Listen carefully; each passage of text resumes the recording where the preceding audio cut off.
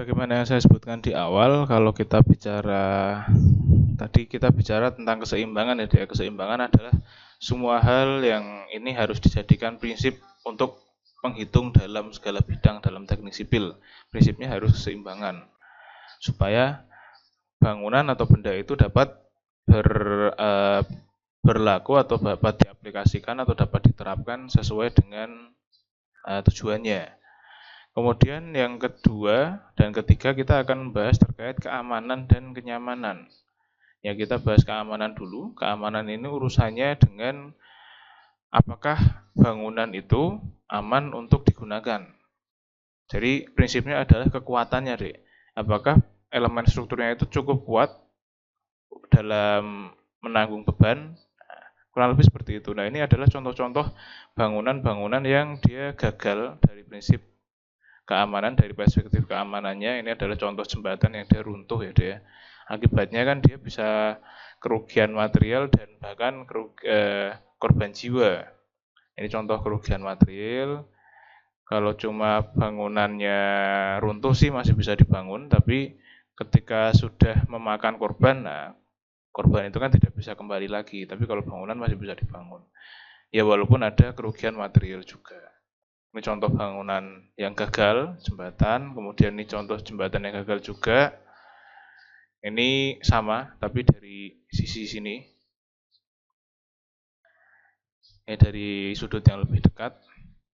Nah, ini contoh lagi ketika mendesain jembatan. Kalau ini tadi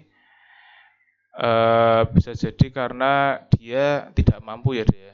Strukturnya tidak mampu sehingga dia patah. Kemudian kalau yang ini kemungkinan karena bisa jadi karena banjir. Jadi bisa jadi karena banjir, bisa jadi karena pilar atau pondasinya tergerus air. Jadi kalau dalam merencanakan jembatan itu kita harus mempertimbangkan muka air itu seberapa, kemudian muka air normal seberapa, muka air banjirnya seberapa. Jadi muka air banjir itu kan lebih tinggi daripada muka air normal ya dia. Nah, untuk tahu muka air banjir seberapa itu kita harus mencari data. Banjir per 5 tahunan, banjir per 10 tahun, banjir tiap 20 tahun itu seberapa tingginya.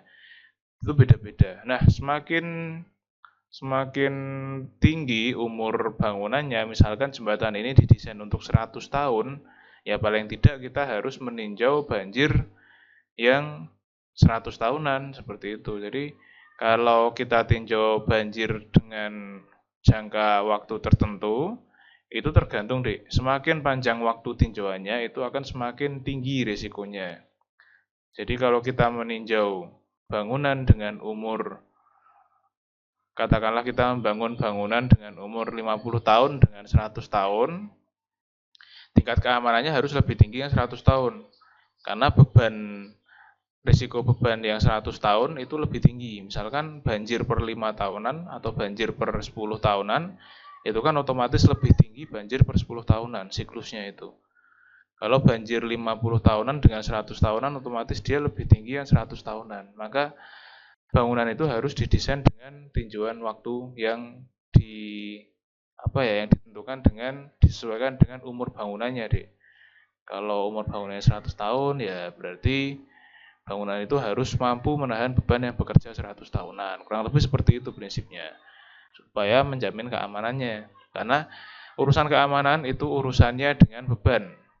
Struktur itu kan intinya didesain untuk mampu menahan beban. Nah, beban yang bagaimana? Beban yang yaitu tadi, beban kerja, beban ultimate atau beban yang itu lebih besar dari beban sehari-hari, itu namanya beban ultimate. Itu yang ditinjau berdasarkan waktu itu tadi. Kemudian ini contoh faktor keamanan yang saya rasa ini mengabaikan faktor keamanan itu ya. Ini banyak sekali minusnya kalau ada lihat. Ini contoh jembatan yang bawahnya sudah secara struktur tidak layak lagi. Ini sudah tidak center, bangunan sudah tidak center lagi pilarnya, sudah menceng kemana-mana. Kemudian ini juga lantainya sudah hilang, hanya diganti dengan bambu dan anyaman bambu. Ini kan sangat tidak aman sekali. Kita tidak tahu karena kayu ini dia peka sekali terhadap cuaca, dia peka sekali terhadap tanah. Berbeda dengan beton ya. Kalau beton kan dia cenderung tidak terlalu peka terhadap cuaca dan tanah. Tapi kalau kayu atau bambu itu kan karena dia organik, dia peka sekali. Nah, kita nggak tahu kondisinya apakah sudah lapuk atau belum di bawah. Jadi tahu-tahu kalau dilewati, ya bisa jadi runtuh gitu. Nah, seperti ini kan ini harus dipertimbangkan. Ketika kita mendesain jembatan, ini didesain untuk berapa tahun, kemudian risiko terhadap banjir, risiko terhadap cuaca, dan sebagainya itu harus dipertimbangkan terhadap, intinya adalah aspek keselamatan deh yang kita utamakan, keselamatan penggunanya. Kalau jembatan berarti pengguna jembatan, kalau bangunan gedung berarti ya penghuni gedung dan orang-orang di sekitar gedung gitu. Nah, ini contohnya. Gedung ini tidak rusak ke dalam deh, tapi rusaknya keluar. Dia secara utuh rubuh ke samping kan bangunannya. Nah, kalau seperti ini yang kalau bangunan gedung ini sudah dihuni, yang berisiko terancam nyawanya kan yang penghuni di dalam dan orang-orang di sekitar gedung ini gitu. Kalau gedung roboh, kemungkinan yang berpotensi terancam nyawanya adalah penghuni di dalam. Tapi kalau rusaknya seperti ini tidak hanya penghuni di dalam tapi juga penghuni di luar. Sebagaimana adik-adik ketahui ketika membangun bangunan ya, ini kan salah satu objek sipil juga. Faktor keamanannya bukan hanya struktur bangunannya saja, tidak hanya struktur balok kolomnya saja yang perlu dipertimbangkan, tapi juga keamanan pondasinya, kemudian kondisi tanahnya, seperti itu. Karena bangunan ini kan bertumbuh pada tanah, jadi tanahnya juga harus diperhitungkan.